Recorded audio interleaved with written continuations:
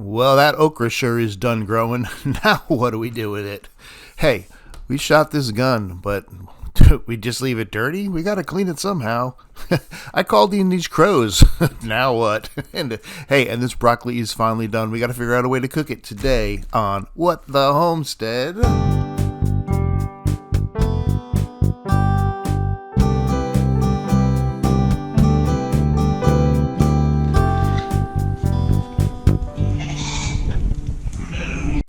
So this is the okra plants here, and man, did they ever get tall this year. These things grew to be about, 7 feet tall, and all the okra had to get picked. So I'm like, what am I going to do with these things?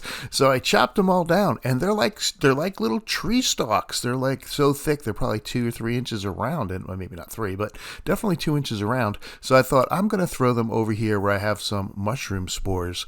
Obviously pretty dormant at this point right now because it's winter, but they will come back up in the spring. I'm hoping. Anyway, the bees got 1 or 2 nice warm days out here, and they started actually in December, started bringing in some pollen still, which I was amazed about. And I had fed them, and I had given them some Hive Alive patties, the fondant patty, and I'm just like, it's a nice warm day. I feel like I can take off the top and just check it out and see what's going on in there. So I'm not going to open up the hive just to take the top off and take a peek. There's the fondant patty, and you can see the bees are just having a blast. But they've been eating this for a while. This thing's been in here for a couple of weeks, so I don't know how they continue to eat it, and it hasn't all been eaten up, but it's lasting a really good long time, which is great because it costs like $15 and I don't want to have to replace one every week.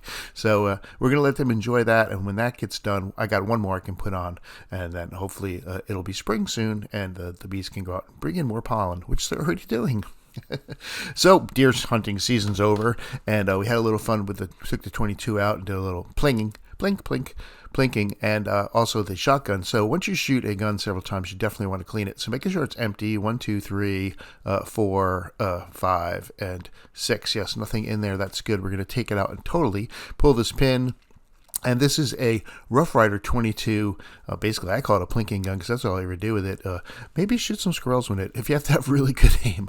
Use the brush, clean off the gunpowder, and then just get in there with the, I don't know what they're called, little pieces of cloth, like they're little cloth, and you put some gook on him, gook releaser. Anyway, when you stick them down in the barrel, and you just one or two times, 22s are really dirty little guns. Look at this. That's just like one little pass and all that gun powder and stuff that's got to come out of there. So we can get in there, clean this guy up, put it back together, and bring it out next plinking season, whenever that may be. I'm going to do inside here as well.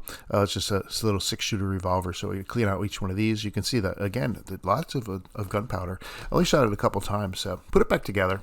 Put that back, put it away, and get out the shotgun. Now, the shotgun I only used, I think, twice I shot it. Once just to test it out, and once I shot a deer.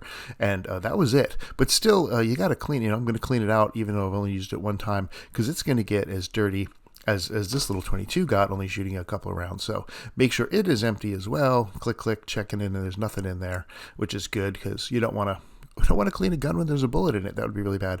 So we take the barrel off. That helps as well. And I'm going to clean the barrel. The same process as before, but just a longer sticky thing. Whatever the stick you stick down in there, there's attachments so you can make it longer. And again, the same amount of gunk coming out of there. Look at that. A little bit of that oily stuff on there on the cloth, and just rubbing it in there. Get all that gunpowder out of there. Get it cleaned up and ready for next season. And that's pretty much about it. We're going to put the whole thing back together, put all this stuff away, and let the deer have a couple of months rest where they don't have to feel like they're getting shot at all the time, which I'm sure isn't much fun if you're a deer. But it's great if you want to fill the freezer with some good some good meat.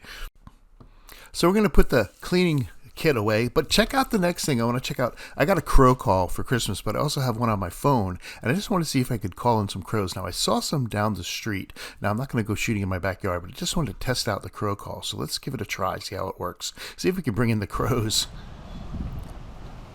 Now, there are about 4 crow calls you can get on here for free, and then if you want, there's more you can pay for.